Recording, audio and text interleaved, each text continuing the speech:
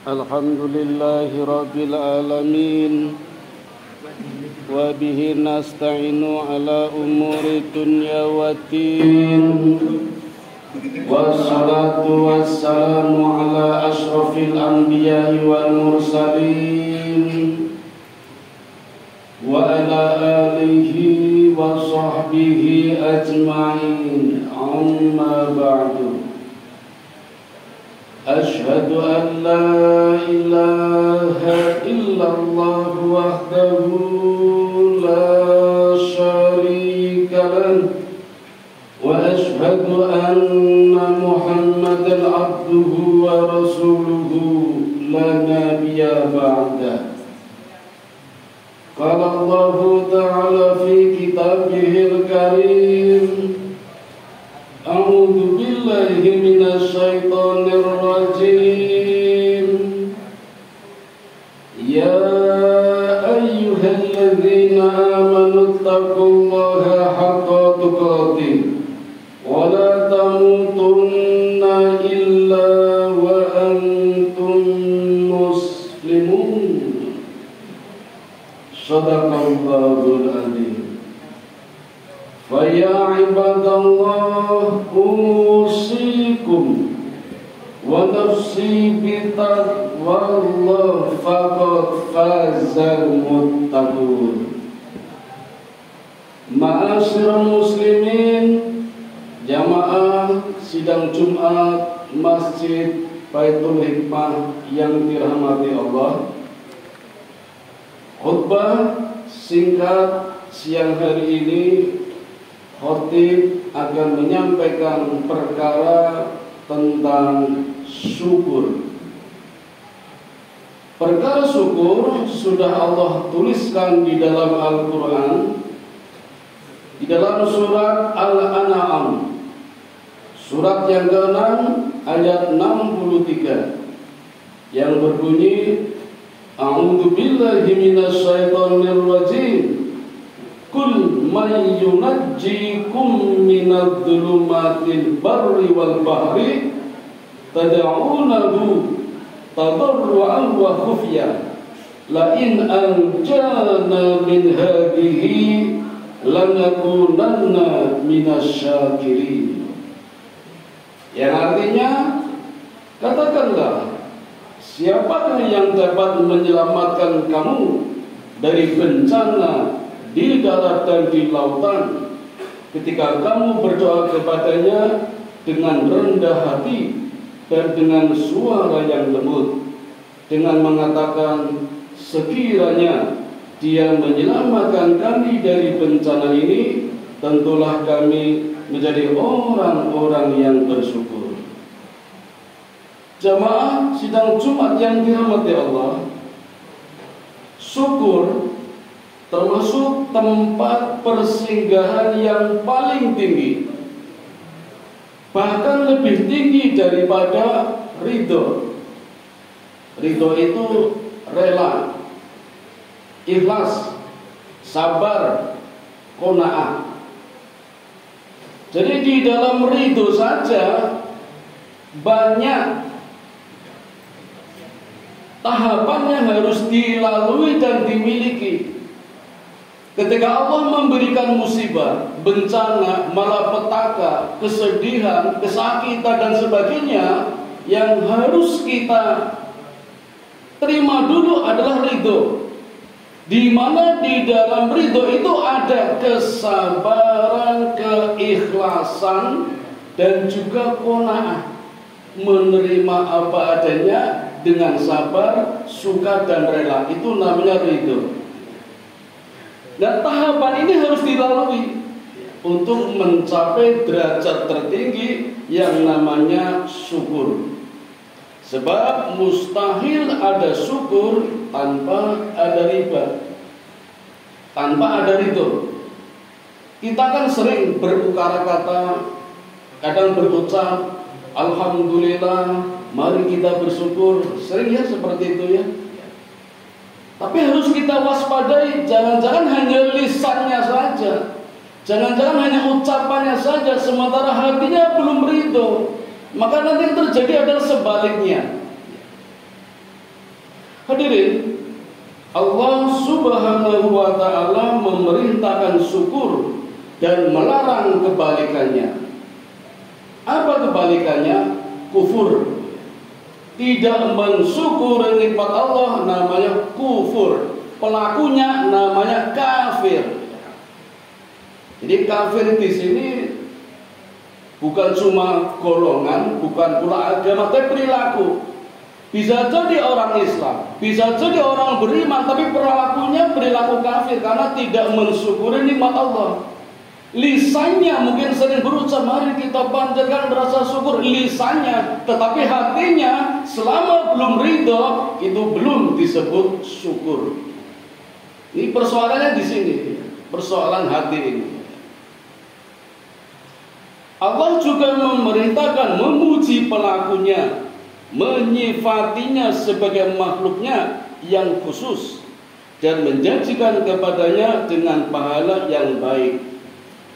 Kemudian dia menjadikan syukur sebagai sebab untuk mendapatkan tambahan karunia-Nya, memelihara dan menjaga nikmat-Nya. Allah juga mengabarkan bahwa orang-orang yang bersyukur adalah mereka yang dapat mengambil manfaat dan pelajaran dari ayat-ayatnya, mengantarkan orang yang bersyukur kepada zat yang disyukurinya. Jadi indikator orang bersyukur itu akan lebih dekat, selalu lebih dekat dan mendekat kepada Allah. Jadi kalau kita tiap hari alhamdulillah, mari kita bersyukur, tetapi ternyata lebih jauh, semakin jauh, jangan-jangan syukurnya kita belum berdampak positif. Karena Allah adalah as-syakur, yang berarti mengantarkan orang yang bersyukur kepada zat yang disyukurinya. Sementara orang-orang yang bersyukur di antara hamba-hambanya amat sedikit. Allah berfirman, antara lain, Allah mengeluarkan kamu dari perut ibumu dalam keadaan tidak mengetahui sesuatu pun, dan Dia memberimu pendengaran, penglihatan, dan hati nurani agar kamu bersyukur. Ini peringatan Allah yang ada di dalam Al-Quran, surat An-Nahl, surat ke-16 ayat 78. Peringatan buat kita untuk kembali ke asal mula dulu ketika masih bayi. Dari tidak tahu apa-apa, dari belum membawa apa-apa, sangat lemah.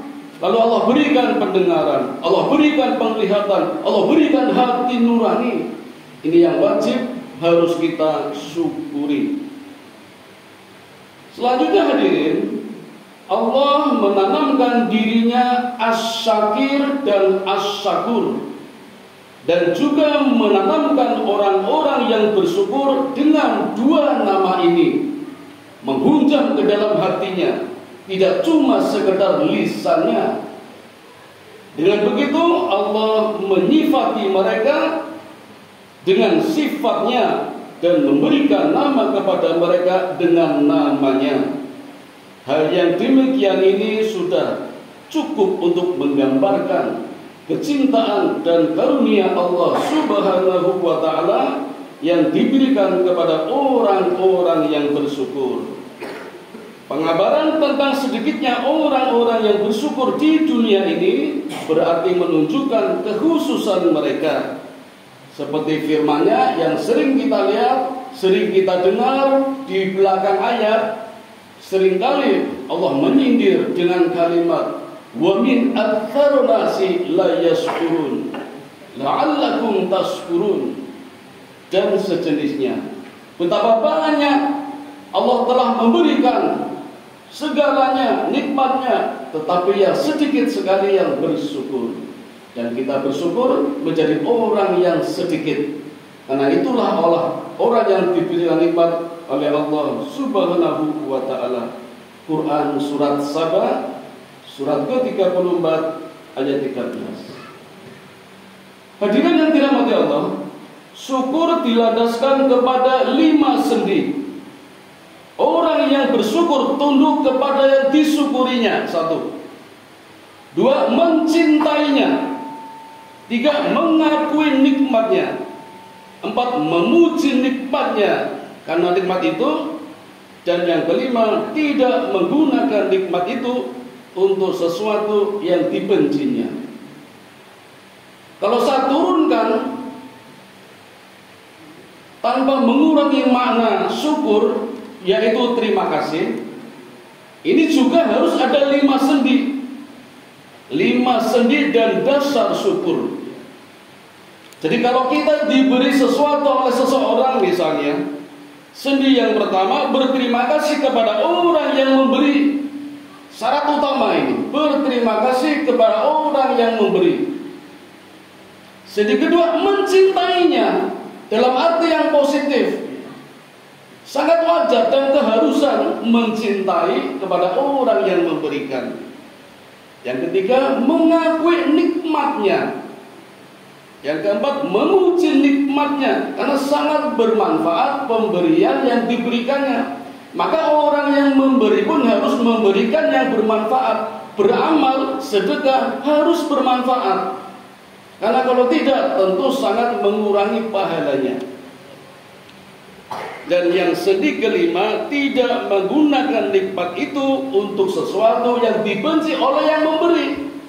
Jadi ketika kita diberi oleh orang, kemudian kita menggunakan pemberiannya digunakan untuk hal-hal yang memberinya juga benci kepada kita, itu berarti keluar dari 5 sendi pokok. Dan jika ada salah satu saja di antara sendi yang hilang, maka kosong, sehingga membuat syukur tidak sempurna. Jadi 5 sendi syukur ini harus komplit, lengkap adanya. Satu saja pun tidak boleh kurang. Siapapun yang berbicara tentang syukur dan batasan-batasannya, tentu akan kembali ke 5 sendi ini dan pembicaraannya berkisar padanya. Menurut Ibnu Qayyim Al-Jauziyah di dalam kitab Madariju Al-Salikin, Manazilu Iyyaka na'budu wa iyyaka nasta'in, juz yang kedua, halaman 252-253. Demikian khutbah singkat yang dapat kami sampaikan. Mudah-mudahan ada manfaatnya. Wa qur rabbil fir warham wa anta khairur rahimin.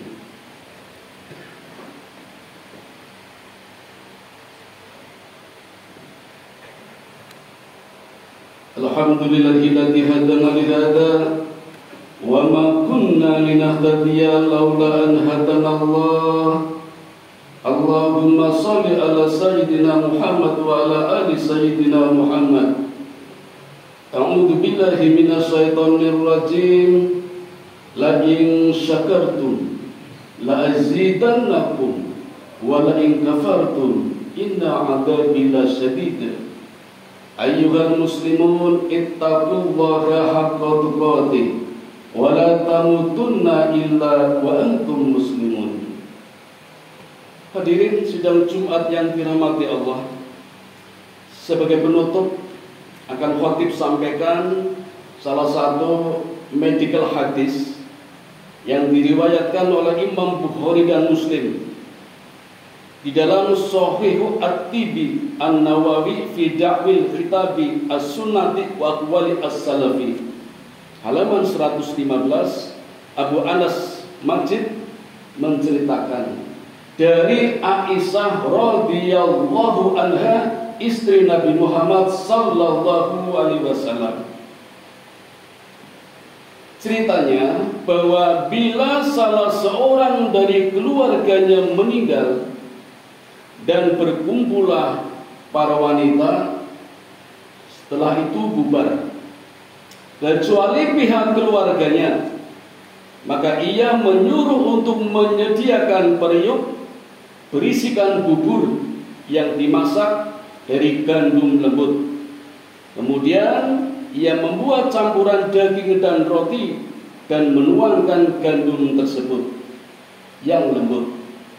Setelah itu Aisyah berkata, makanlah darinya, karena aku telah mendengar Rasulullah SAW bersabda, bubur gandum lembut bisa mengembalikan hati orang yang sakit dan menghilangkan kesedihan.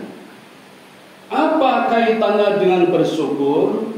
Kaitannya adalah apapun yang Allah berikan kepada kita, nikmat, musibah, malapetaka, bencana, terimalah lebih dahulu dengan ridho.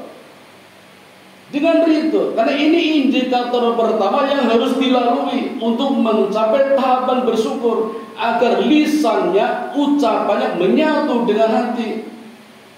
Maka kalau sukses, Allah berikan bukti yang nyata. Di dalam surat Ibrahim, la in syakartum la azidannakum wa la in kafartum inna adzabi lasadid. Kalau engkau bersyukur, pasti Allah akan tambah nikmatnya. Minimal 10 kali, 100 kali, 1000 kali, 700 kali. Tetapi kalau tidak bersyukur, inna adzabi lasadid, sungguh azab yang kelewat pedih yang justru akan menimpa kepada orang yang terkena musibah. Musibahnya bertambah berat, musibahnya tertambah banyak. Tapi kalau bersyukur, Allah berjanji akan menyembuhkannya, menyehatkan kembali atau menghapuskan dosa-dosanya. Mari hadirin kita berdoa bersama-sama, mudah-mudahan kita masuk dalam golongan orang-orang yang pandai bersyukur. Amin ya rabbal alamin. A'udzu billahi minasyaitonir rajim. Bismillahirrahmanirrahim. Innallaha wa malaikatahu yusholluna 'alan nabi. Ya ayyuhalladzina amanu shallu 'alaihi wa sallimu taslima. Allahumma shalli 'ala Muhammad wa 'ala ali Muhammad kama shallaita 'ala Ibrahim wa 'ala ali Ibrahim wa barik 'ala Muhammad wa 'ala ali Muhammad kama barakta 'ala Ibrahim wa 'ala ali Ibrahim innaka Hamidum Majid. Allahumma ighfir lil muslimina wal muslimat wal mu'minina wal mu'minat al ahya'i minhum wal amwat. Innaka sami'un qaribun mujibu da'wat wa qadiyal hajat wa qadi'us syahwat. Allahumma inni as'aluka ilman nafi'a wa rizqan thayyiban wa amalan mutaqabbala. Allahumma inni as'aluka al-huda wa tuqa wal afafa wal ghina. Allahumma ja'alni syakura waj'alni sabura waj'alni fi 'ainin sahira wa fi a'yunin nasi kabira. Rabbana dhalamna anfusana wa illam taghfir lana wa tarhamna lanakunanna minal khasirin. Rabbana atina fid dunya hasanah wa fil akhirati hasanah wa qina adzabannar. Wa sallallahu ala sayyidina Muhammadin wa ala alihi wa sahbihi ajmain. Subhana rabbika rabbil izzati amma yasifun wa salamun alal mursalin walhamdulillahi rabbil alamin. Wa la dzikrullahi akbar. Aqimis shalah. Allahu akbar, Allahu akbar.